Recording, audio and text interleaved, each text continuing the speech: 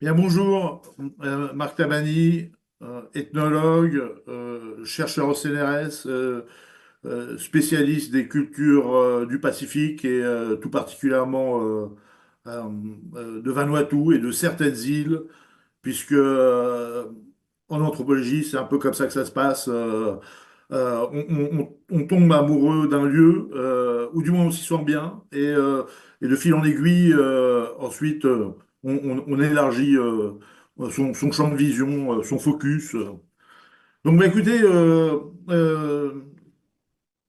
s'il faut commencer par le commencement, il est toujours difficile dans un parcours de vie qui s'associe aussi à un parcours professionnel et dans lequel il est difficile de faire la part entre le parcours de vie et le parcours professionnel quand il s'agit en fait d'une discipline et d'un engagement total qui relève d'une passion, hein, parce que ce genre de métier si il n'y a pas la passion, enfin, peut-être certains y arrivent, hein, mais je sais que parmi mes pairs et mes anciens, la passion joue un rôle absolument déterminant.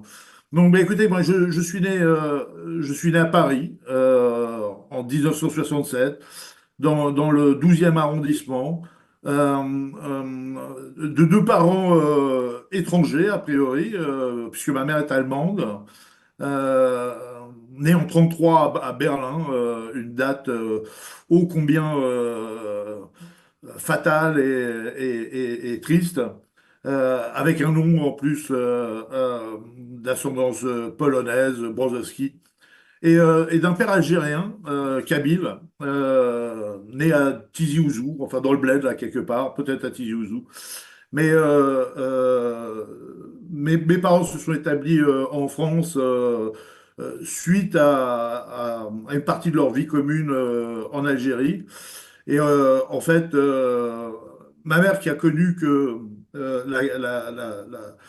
rapidement que la guerre et les destructions dans son enfance, a rencontré mon père, ils sont partis en Algérie. Et si vous voulez, la guerre d'Algérie a quasiment commencé avec la famille Tabani. Donc tout ce petit monde est parti en France et dès 54.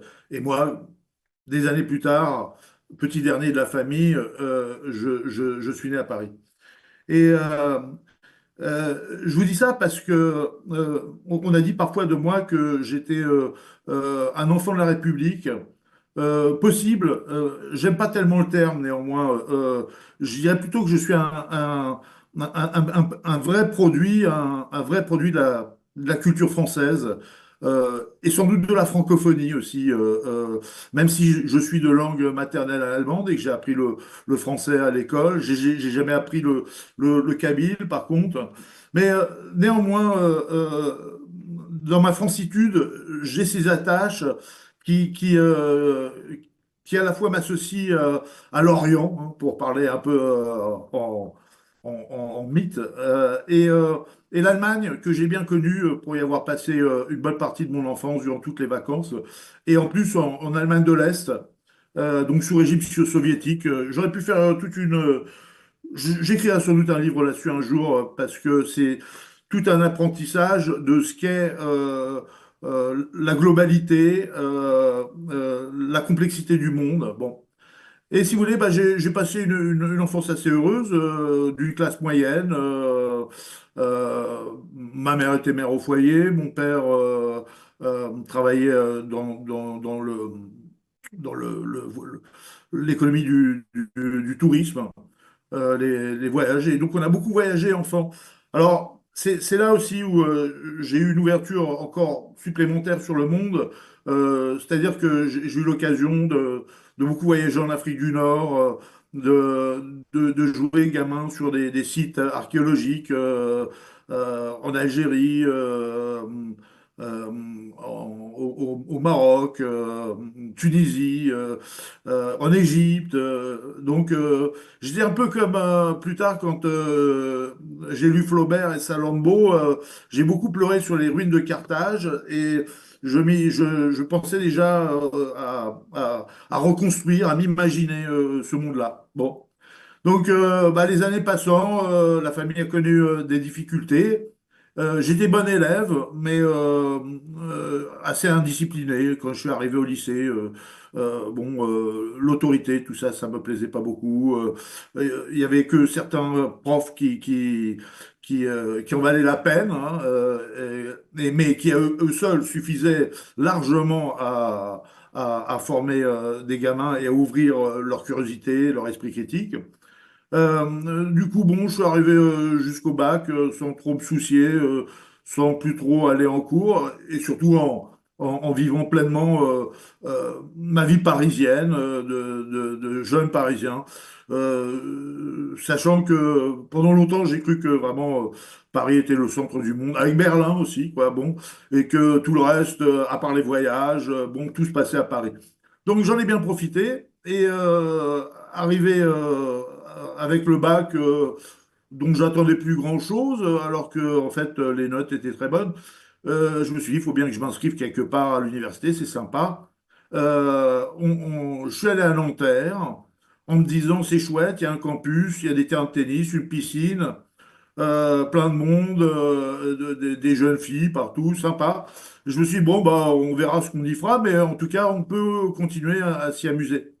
Et puis, en fait, les choses sont devenues sérieuses dans la mesure où je n'étais plus contraint, je ne ressentais plus l'autorité, je choisissais moi-même mes cours. Donc, j'ai choisi l'histoire. Et là, je dirais que c'est une véritable envolée, quoi, hein. Du jour au lendemain, je suis devenu quelqu'un de très sérieux, un grand lecteur, bon, ça me paraissait même trop facile parce que les notes suivaient, enfin tout était bien, quoi. Bon. Du coup, je me suis dit non, ben, après le deuil, il y avait encore le deuil, hein, donc deuxième année après le bac. J'avais déjà choisi l'histoire non occidentale, voilà, parce que ça m'apportait des compléments sur des thèmes que je connaissais moins. Et puis finalement, les choses m'apparaissaient vraiment trop simples. Il suffisait de lire et je lis. Et j'ai vraiment une soif de lecture invraisemblable. Et puis quelques enseignants toujours hein, derrière qui vous donnaient la motivation. Du coup, il y avait cette possibilité en licence de s'inscrire en ethnologie, sociologie comparative, préhistoire. Alors là, ça m'a beaucoup intéressé parce que on avait déjà eu, comment dire, des initiations et je voyais que la discipline était complexe, plein de sous-champs, des matières comme la parenté.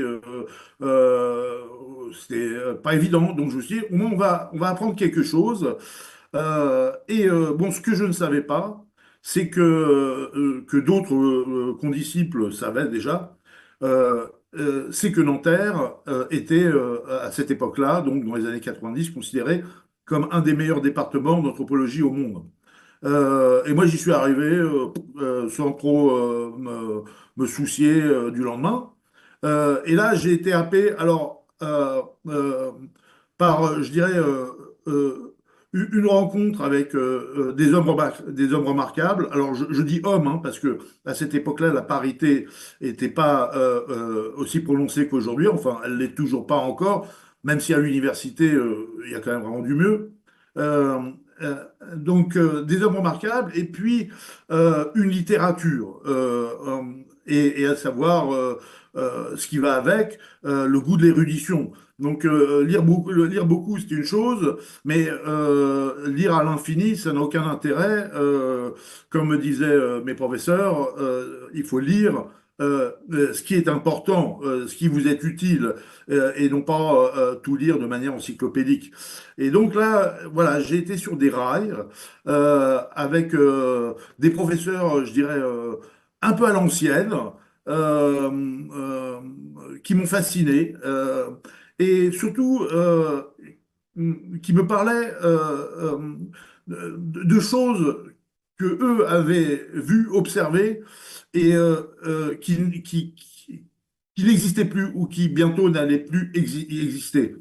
Donc, bien sûr, il y avait déjà des condisciples qui s'intéressaient à ce que j'appelle moi l'anthropologie du coin de la rue, qui est tout à fait charmant et sympathique. On peut, euh, on peut découvrir des tas de choses. Mais bon, moi, c'est vraiment cette altérité la plus lointaine, ce que nous, on appelait encore à l'époque les derniers territoires de la primitivité, à savoir l'Amazonie ou la Mélanésie, qui étaient considérés comme ça au niveau de la représentation, comme voilà, ces derniers territoires où bon, bah, il fallait y aller vite fait, sinon la modernité allait tout emporter. Bon. Et même si au départ, j'étais attiré par toutes sortes de terrains, dans la mesure où euh, voilà, il y avait vraiment des anciens chercheurs, des chercheurs absolument passionnants à Nanterre sur tous les continents, et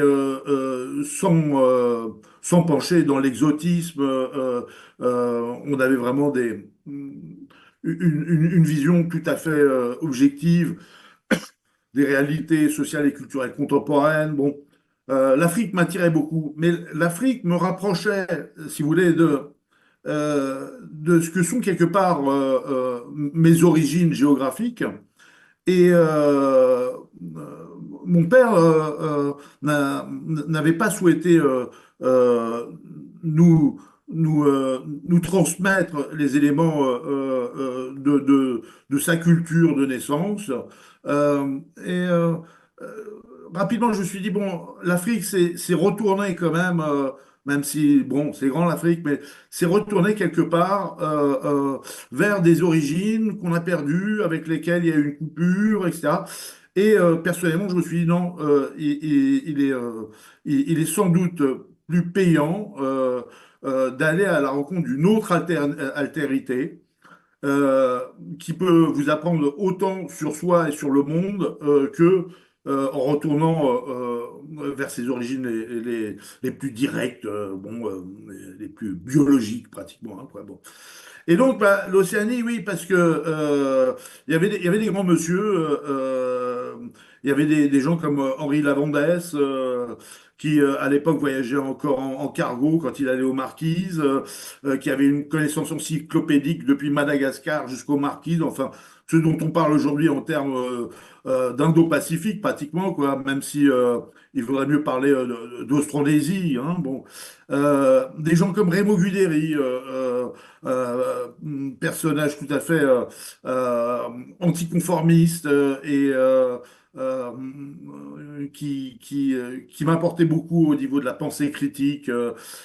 Donc vraiment, Nanterre, je m'y épanouissais, sans compter évidemment une conscience et un bagage politique toujours plus important. Nanterre est quand même à l'origine de mai 68, quelque part, et en tant que bon Parisien, je me sentais l'enfant d'un peuple qui avait fait 3 fois la Révolution. Et bon, donc sur un plan social, culturel, tout allait bien, et vraiment, comment dire, ma formation prenait corps de manière accélérée, et vraiment avec des enseignements de grande qualité. Bon. Euh, mais simplement, pour aller où? Pour aller où mes évaluations étaient toujours excellentes. Je continuais de fil en aiguille. euh, et, euh, bon, je payais mes premiers voyages pour aller en Inde, au Mexique. Bon, ça ouvrait encore mon champ de vision. Mais bon, l'Océanie m'attirait terriblement. Et pour mon mémoire de master, Raymond Guderi m'a présenté une littérature absolument fabuleuse qui est qui porte sur en fait ce qu'on appelle les cultes du cargo, qu'on appelle d'une mauvaise manière les cultes du cargo. Il s'agissait des écrits de Francis Edgar Williams sur la Vailala Madness, qui est le terme qu'on utilisait avant la popularisation du terme cargo cult. Euh, et donc une littérature absolument fascinante. Et donc des gens qui, loin de vouloir préserver leur culture, au contraire, se montraient une sorte de nihilisme anti-traditionnel, détruisaient tout dans leur société, etc., déliraient complètement en termes de prophétie. Et alors, bon, tout ça m'intéressait beaucoup parce que j'ai toujours eu petite fascination pour les questions de fin du monde. Euh, euh, on a toujours l'impression, surtout quand on est enfant, quoi, bah, que effectivement, au niveau de la structuration du psyché, on voit mal comment le monde pourrait continuer une fois qu'on sera plus là, quoi. Bon, et donc de voir ces cultures, ces civilisations qui disparaissent où il y a une fin, etc. Quoi. Bon, ça me fascinait, sans compter que plus tard, j'ai enrichi ça avec d'autres éléments théoriques là-dessus, où, si vous voulez, la plupart des sociétés et des cultures au monde ont une représentation des commencements, un mythe cosmogonique, mais très peu ont une représentation de la fin et de mythes eschatologiques. Bon. Donc, je dis, bon, c'est bien, ça serait sympa d'aller là-bas, etc. Mais comment faire? Bon. Et puis, là, toujours, dans l'insouciance, l'insouciance m'a été d'un grand secours. Parce que si j'avais dû calculer comment y arriver, je me serais sans doute jamais jeté dans l'aventure. Hein, bon. Lors du DEA, l'équivalent du master aujourd'hui, que j'ai fait en 2 ans, parce que jusqu'à là, je pouvais te dire parce que j'étais surveillant d'externat, pion, quoi, à mi-temps, et je vivais chez ma mère, et ma mère, elle s'était retrouvée seule, on était encore deux à la maison, bon, j'arrive à m'en sortir. Puis on arrive au DEA, là, les temps sont durs, on approche déjà des 24 ans, et bon, on commence à réfléchir sur comment s'en sortir matériellement, hein, quoi. Bon. Et alors là, j'ai eu une autre rencontre absolument remarquable qui a été celle d'Éric de Dampierre, un mandarin, s'il en est, par excellence, avec tout ce que ça a de bon et tout ce que ça a aussi euh, de révélateur sur un système universitaire plus pluriséculaire et où bon on n'est pas là on n'est pas là enfin on n'est pas là pour jouer non plus quoi hein. C'est pas la Dolce Vita et on vous tape sur les doigts et on vous explique voilà contrairement à Joie nos étudiants aujourd'hui que vous n'avez plus aucun droit vous n'avez plus que des devoirs et si vous n'êtes pas content c'est la même chose quoi bon donc, une école à la dure. Et là, bon, voilà, comment je vais m'en sortir? J'ai fait un très bon effet à Dampierre aussi, à d'autres enseignants du DEA à cette époque-là. Donc, bon, les jeux étaient ouverts, mais sur quoi miser au juste? Alors, ben, il se trouve que parmi les grands noms de l'Océanie à Nanterre, il y eut Marshall Salins, qui est arrivé à Nanterre en 68, qui était déjà à l'école des hautes études auparavant avec Lévi-Strauss, donc au Collège de France. Il est venu sur mon terre, du copain avec classe, et voilà, ils ont un peu fait le feu d'artifice. Mais bon, tout le monde était fasciné quand même par les talents d'un Marshall Salis. Remo Guideri était personnellement ami, il me disait, il y a peut-être moyen de demander une bourse à Chicago. Et bon, c'est ce que j'ai fait. Comment dire, c'était au moment de la guerre du Golfe ou juste avant, non, juste après, les crédits avaient tendance à baisser, même dans les facs privées aux États-Unis. Bon, et puis moi je connaissais pas très bien le système, donc j'avais demandé la bourse d'université, la meilleure. J'avais pas feuilleté les 40 pages de bourse qu'ils proposaient, etc. Le dossier a été très bien reçu, mais la bourse on m'a dit non, l'année prochaine. Saline, ça a été très gentil en me disant non, mais il faut recandidater, etc. Bon. Et là, il s'est passé quelque chose, c'est que j'ai eu une chance inouïe. La chance, ça existe. On y travaille, mais des fois, quand même, ça vous tombe comme ça. J'ai été embauché à la Bibliothèque nationale de France, on restait encore Bibliothèque de France, le projet de très grande bibliothèque. Et j'y ai passé 12 années comme responsable des collections d'ethnologie, anthropologie, récits de voyage. Avec des crédits quasi illimités, un très bon salaire. J'étais absolument sur un nuage, un travail absolument passionnant. Sauf que par rapport à Nanterre, où on a affaire à des puristes et surtout au professeur de Dampierre. Il me disait, mais mon cher Tabani, c'est formidable, un métier tout à fait valorisant, mais vous ne serez jamais ethnologue. Mais je lui dis, Eric, enfin, si je prends ce travail, c'est justement pour avoir des rentrées financières. Et là, j'ai pas eu la bourse d'université, donc j'ai pas eu l'allocation doctorale, donc je vais payer par moi-même avec, ah oui, mais là, vous prenez une autre direction qui fait que l'éthologie, c'est l'allocation doctorale, la thèse, et puis ensuite on candidate, etc. Bon. Donc, j'en ai voulu, évidemment, et tout ça m'a aidé, parce que, en fait, quand on me disait, si tu fais ça, tu n'y arriveras pas, et puis tu vas vers autre chose, etc. Quelque part, je me disais, je m'en fiche de ce qu'il raconte, j'ai envie de jouer, mais pas au casino, c'est un des défauts de mon père, donc investir sur la personne, en me disant, la vie est un jeu, allons-y, quoi. On verra bien où ça nous mène. En tout cas, avec un peu de chance, il n'y aura pas mort d'homme à l'arrivée. Bon. Et, euh, du coup, j'ai repris comment dire, mes perspectives de terrain aussi, puisque au début, je voulais aller en Papouasie-Nouvelle-Guinée et travailler dans cette même région du golfe de Papouasie où s'était déroulé la Vaila Lamanesse, sur le renouveau du commerce cérémoniel des bateaux IRI qui traversaient tout le golfe de Papouasie, une sorte de circuit d'échange un peu comparable à la Kula.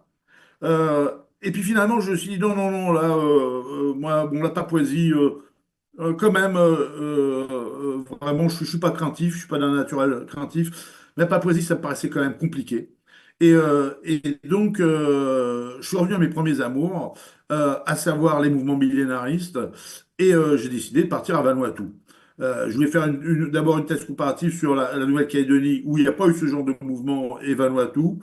Une fois que j'ai mis les pieds en Nouvelle-Calédonie, j'ai compris l'atmosphère coloniale dans laquelle était imbibée la Nouvelle-Calédonie. Ça ne m'intéressait pas du tout. Je suis moi-même un fils d'indigène, donc la colonisation, j'ai du mal à faire des recherches. Je suis plutôt pour l'action décolonisatrice, hein, quoi. Bon. Alors que Vanuatu, bon, Nouvelle-Calédonie, bon, mais quand même un niveau de vie, quoi, en comparaison de Vanuatu, c'est un peu la Suisse et Haïti. Mais à Vanuatu, on est pauvre, mais on est libre. Et là, je, j'ai découvert une terre promise qui m'était promise. Et je suis allé à Tana parce que à Tana, c'est là qu'il y avait un des mouvements encore qui était actif, le mouvement John Froome. Donc je suis devenu un des deux spécialistes aujourd'hui dans ce petit monde. Avec mon ami Lamont Clistrom. Donc il fallait que je revoie aussi ma thèse, la perspective, et donc il me fallait quelqu'un de Nanterre absolument parce qu'entre-temps j'ai fait la connaissance de tout le petit monde de l'école des hautes études, Godelier, Tcherkezov, Le Monnier et tutti quanti, sans compter tous ceux à la Société des océanistes, des anciens encore, des plus anciens. Bon, donc euh, quelque part, j'avais ce tropisme en moi de Nanterre qui aime bien, châtie bien. Et donc, je suis allé voir Alain Babazan, qui m'a pas épargné hein, dans l'exigence, mais c'est ce que je voulais. Et à cette époque-là, on était dans les questions d'invention des traditions, dont Babazan était un des protagonistes particulièrement critiques. Et donc, j'ai essayé de voir comment je pouvais combiner ces affaires de mouvement millénariste avec ces questions de traditionnalisme et d'édification nationale. Alors, il y avait un autre mouvement moins millénariste en apparence, mais contestataire de la colonisation, qui était le mouvement Nagri Hamel, dirigé par le célébrissime Jimmy Stevens, qui était déjà mort. Il venait de mourir un an avant que j'arrive sur le terrain. Et me voilà sur le terrain vanoitais, où tout m'a à peu près plu, y compris, enfin, surtout j'avais ce sentiment de faire un retour dans le passé, quoi. J'ai un collègue et ami qui, lui, était parti à Fidji, il me disait non, tout ça, Fidji, c'est mort. Moi, j'avais l'impression vraiment d'être retourné dans le passé. Donc, tout me plaisait à Vanuatu, y compris le Kava. La seule chose qui m'embêtait un petit peu, en fait, c'est que je me suis découvert comme continental et le milieu insulaire, même si j'y ai donc passé des années, j'y ai vécu ensuite, mais m'a toujours quelque peu opprimé. Parce que là où pour les insulaires, la mer, c'est l'autoroute vers l'ailleurs, bah, pour moi, c'était une frontière et n'ayant pas le pied de marin, en plus, c'est la seule chose qui coinçait à peu près. Donc, ensuite, ce qui s'est passé, c'est que j'ai eu ma thèse avec brio, mais là aussi, ne venant pas d'une famille d'intellectuels, d'universitaires, je suis arrivé en soutenant, je ne savais même pas quel pouvait être le résultat, les mentions, les notes, comment ça se passait. On m'a dit ça au dernier moment. Jusqu'à ce qu'on m'ait dit que non, bon, j'avais euh, avec avec les félicitations du jury à l'unanimité. Bon. Donc, je me suis dit, je ne vais pas laisser ma place à d'autres, je vais tenter ma chance. Babazon m'a dit non, mais vous n'y arriverez jamais. Dampierre me l'avait déjà dit auparavant. Guidé m'avait dit moi je suis là pour vous former, mais n'allez jamais dans la direction de l'université, tout ça est trop sclérosé. Et moi j'y ai vu quand même de la liberté, j'y ai vu des tas de choses positives. Et du coup, à partir de la thèse, j'ai voulu chercher à candidater. Mais bon, là, c'est pas simple. Vous avez des petits classements, là, ça allait jusqu'à deuxième, hein, mais chaque année, là, pendant 4 ans, vous avez l'impression d'être pris pour un con, quoi, et d'être sur une liste d'attente, là. Donc, mais par contre, je poursuivais mes terrains régulièrement encore. Et ce qui s'est passé, c'est que en l'an 2000, il y a eu une fièvre millénariste à Tana, chez les jeunes Froum, comme comparable sans doute à ce qui s'est passé à ses débuts à la fin des années 30. À savoir, un quart de la population est montée sur l'île pour construire l'arche de Noé et attendre la fin du monde. Et bah moi, un an après, j'étais là. Je suis retourné par hasard là pour fêter ma thèse avec mes amis. Et j'étais là, j'ai tout filmé, j'ai halluciné, j'ai vu que le dicton biblique, comme quoi la foi peut déplacer les montagnes, est réel, que, bon, après, vous pouvez penser que ces gens étaient dingues, hein, mais moi je les connaissais, c'était pour la plupart des amis, surtout les leaders, et donc je me suis retrouvé là, surtout avec une caméra. Ça a été mes débuts aussi d'utilisation d'une caméra stylo, quoi, pour mes interviews aussi, et pour tout ce que je voyais devant moi, hein.